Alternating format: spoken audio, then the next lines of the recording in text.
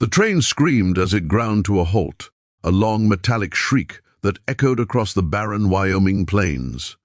Steam hissed from the iron beast, wrapping the small platform in ghostly white clouds.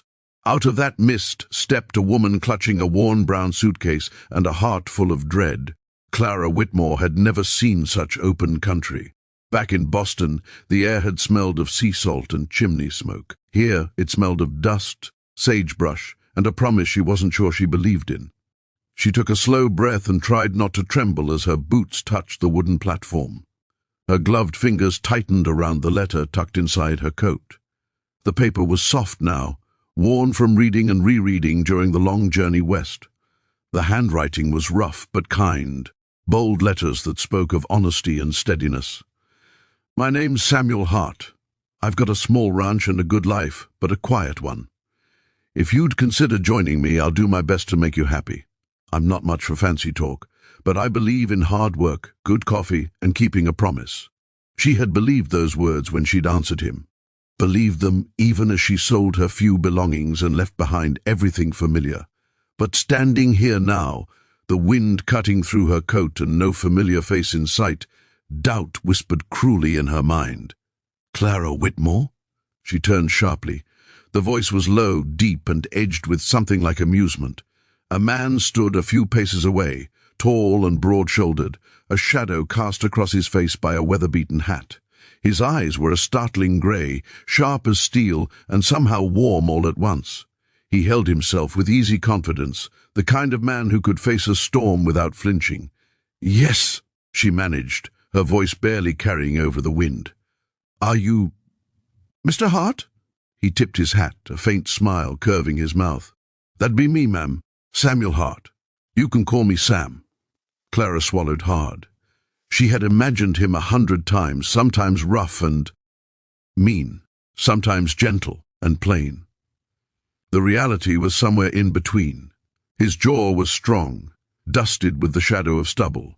His shirt sleeves were rolled up, showing forearms corded with work. But his eyes, those eyes, held no cruelty, only curiosity, and a glimmer of humor. "Long trip, huh?" he asked, taking her suitcase before she could protest. "You look like you've been through all 7 circles of hell and back." Her cheeks flushed. "It was rather long," she said softly. He glanced at her then, his grin widening. "Don't worry, darling. I don't bite, unless you count coffee too strong and mornings too early." The way he said Darlin, slow, teasing and warm, made her stomach flutter despite herself, but her fear was still there, coiled tight in her chest. He led her toward a waiting wagon. The horse stamped its hooves, snorting clouds of steam into the cold air. Sam loaded her bag, then turned and offered a hand. For a moment she hesitated. "You all right?" he asked gently. "You look like a scared rabbit caught in a wolf's stare." "I'm fine," she said quickly, forcing a smile as she climbed up. "Just new to all this. I figured." He settled beside her, flicked the reins, and the wagon lurched forward. "Boston, right? You wrote about the ocean, never seen it myself. Closest I get's the creek behind my barn." She managed a small laugh. "It's beautiful. Vast and endless." He gave a slow nod. "Sounds a bit like this place, only wetter." For miles they rode in silence. The land stretched out forever, rolling hills, scrub, and the occasional hawk circling overhead. The sun dipped low, setting the sky ablaze in gold and crimson. Clara couldn't help but steal glances at him. There was something steady about the way he handled the reins, the ease in his posture. He was a man at home in his world. Yet she wondered, what kind of man ordered a wife by mail, and what kind of woman agreed to become one? When the ranch finally came into view, her breath caught. The house was modest but sturdy, sitting proud against the endless horizon. A small barn stood nearby with a few cattle grazing beyond. Smoke curled from the chimney, promising warmth. "This is home," Sam said simply, pulling the wagon to a stop. "Home." The word felt heavy in her chest. Could this strange, empty land truly become that? He helped her down again, and this time she didn't hesitate to take his hand. It was rough, warm, and steady. Inside, the cabin smelled of pine, coffee, and leather. The fire snapped in the hearth. On the table sat 2 cups, waiting. "I wasn't sure what you'd like, so I brewed strong," he said, pouring her one. "Sugar's there if you need it, milk too if you're fancy." Clara sat, her gloved hands trembling slightly around the warm cup. "You've been kind, Mr. Hart." He leaned back in his chair, eyes narrowing with a hint of mischief. "Mr. Hart, huh? Makes me sound older than I am. You can stick with Sam, or Cowboy if it suits you." She smiled despite herself. "All right, Sam. Now that's better," he said softly. Then his gaze grew serious. "You look like you're about ready to bolt out that door. Ain't nobody gonna hurt you here, Clara. You got my word." Her throat tightened. She nodded, unable to speak for a moment. He sipped his coffee, watching her over the rim. "You came a long way for a stranger. That takes grit. I respect that. I came because I needed a new start," she said quietly. "Back home, things weren't easy." He didn't pry, just nodded again, the firelight catching the edge of his smile. "Well, here's the thing about new starts. They're only scary till you take the first step." And for the first time since the train, she felt a flicker of hope. Outside, the wind howled softly against the window, but inside the little cabin, it was warm. The kind of warmth that wasn't just from the fire. It came from the quiet presence of the man across the table. The days that followed felt like walking through a dream Clara wasn't sure she belonged in. The first morning she woke on Samuel's ranch, dawn painted the world in soft gold. The roosters crowed, the fire crackled low in the hearth, and for a moment she forgot she was thousands of miles from home. She'd slept in a small but tidy room, with a handmade quilt that smelled faintly of cedar and hay. The walls were bare except for a single framed photograph, an old black and white image of a woman with kind eyes and a baby in her arms. Clara had stared at it for a long while before falling asleep, wondering who they were. When she stepped out into the main room that morning, she found Sam already awake, sleeves rolled up, pouring steaming coffee into 2 cups. He turned when he heard her, and that same easy grin spread across his face. "Morning, darlin'," he drawled, voice rough from sleep. "Hope the bed treated you kind." She murmured something polite, clutching her shawl around her shoulders. She wasn't used to men smiling at her like that, not with warmth that felt real. Over breakfast, Sam talked about ranch life, about the cattle, the fences that needed fixing, the coyotes that had been prowling too close at night. Clara listened, though most of it felt foreign. She'd spent her life in a world of lace curtains and small talk. Her hands were made for teacups, not reins. But she found herself watching him as he spoke, the way his hands moved as he gestured, the steadiness in his eyes. There was no guile in him, no pretense, just the simple honesty of a man who worked hard and meant what he said. Still, a quiet fear lingered in her heart. Later that day, Sam hitched the wagon and asked if she'd like to ride into town with him. "You'll want to see what passes for civilization round these parts," he said with a wink. The road was rough, the horses steady. The wind tugged strands of her hair loose from her bonnet. He glanced sideways once and chuckled softly. "Boston ladies. Always so proper?" She blushed, tucking the hair back. "It's how I was raised." "Well, don't let that wind break you," he said. "Out here, it's part of living."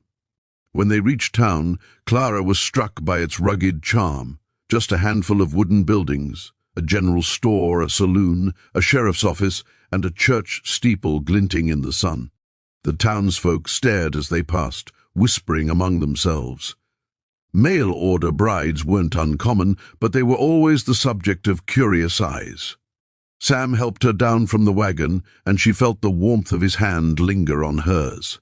He led her through introductions. Miss Lila from the general store, who smiled kindly and said, "Welcome, honey. You're a brave soul." Then there was Sheriff Dunn, who tipped his hat but watched Sam with a knowing look. There was history there, Clara could tell. Inside the store, while Sam gathered supplies, Clara wandered among the shelves. A little boy bumped into her, grinning up at her with missing teeth. "You're the new lady at Hart Ranch, ain't you?" he asked boldly. Pa says Mr. Hart don't need no wife. Says he's got ghosts enough already. Before she could reply, the boy's mother appeared, dragging him away with apologies. But the words stuck in Clara's chest. Ghosts? That night she couldn't stop thinking about it. As Sam stoked the fire and poured 2 glasses of whiskey.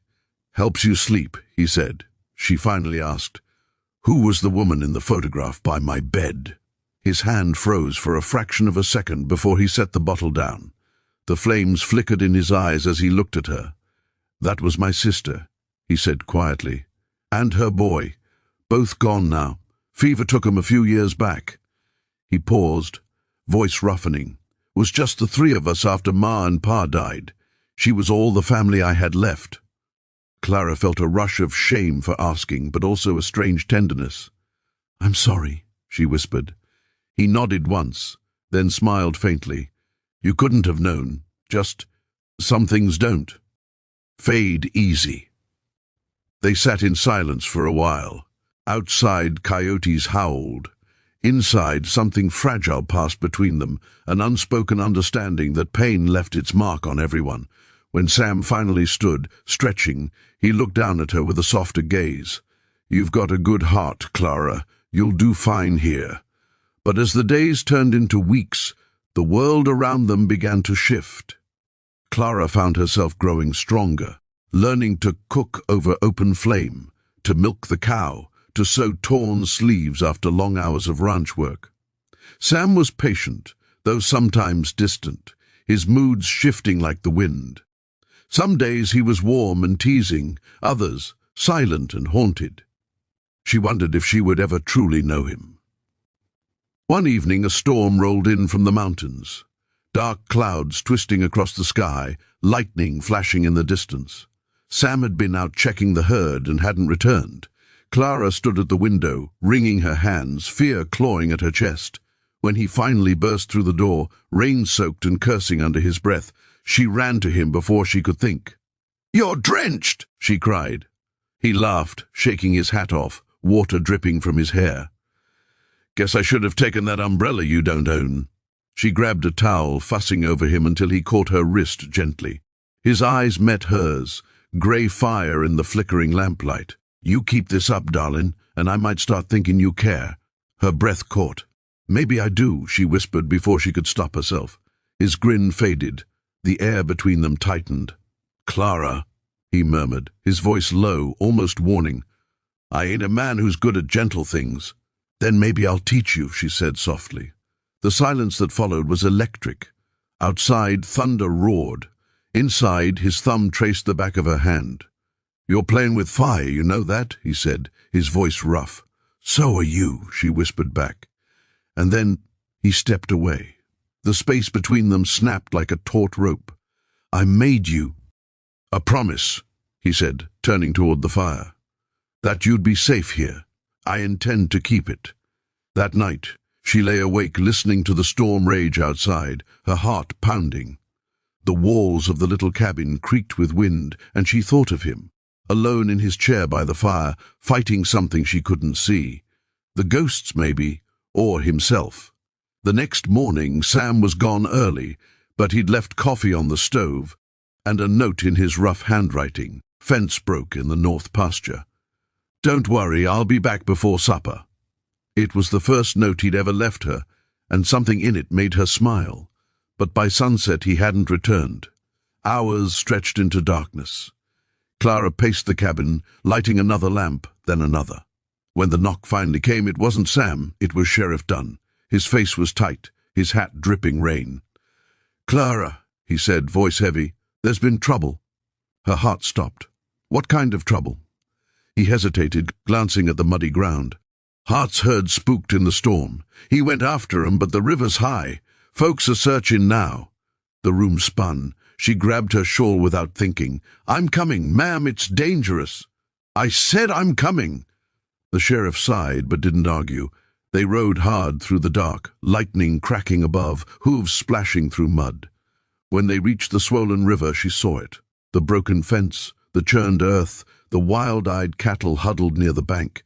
And there, clinging to a branch jutting from the torrent, was Sam. "Sam!" she screamed, scrambling off her horse. "Hold on!" He lifted his head, eyes barely open. "Clara, don't!" But she was already wading in, the cold water biting like knives. The sheriff shouted behind her, but she didn't care. She reached him, grabbing his arm, fighting the current with everything she had. "I've got you," she gasped. "Darlin," he murmured weakly. "Told you not to get yourself killed on my account. Be quiet and hold on," she snapped, her voice breaking. Together, with the sheriff's help, they dragged him from the river. He collapsed on the bank, coughing up water. Clara knelt beside him, tears mixing with rain. "You foolish man," she whispered. "You promised you'd come back." He opened his eyes, faint smile ghosting his lips. "Guess I couldn't stand the thought of leaving you waitin'." And there, under the storm's dying light, something broke open between them. Not just fear or loneliness, but the beginning of trust. Days later, when he'd healed enough to walk, Sam found her out on the porch, mending a torn shirt. He stood quietly for a while, then said, "I used to think this land was too big for one soul, too empty. But then you came along, filling it with noise and courage and something I can't name." She looked up, smiling softly. "Hope?" He nodded. "Yeah, that." He sat beside her, their shoulders brushing, the sun sinking low behind the hills. For the first time, Clara didn't feel like a stranger in this wild place. She felt like she belonged. And as Sam reached for her hand, rough fingers lacing through hers, he whispered with a grin, "Darlin, I still don't bite, unless you ask real nice." She laughed, a bright, free sound that echoed across the open sky. And for the first time, the West didn't seem so lonely after all.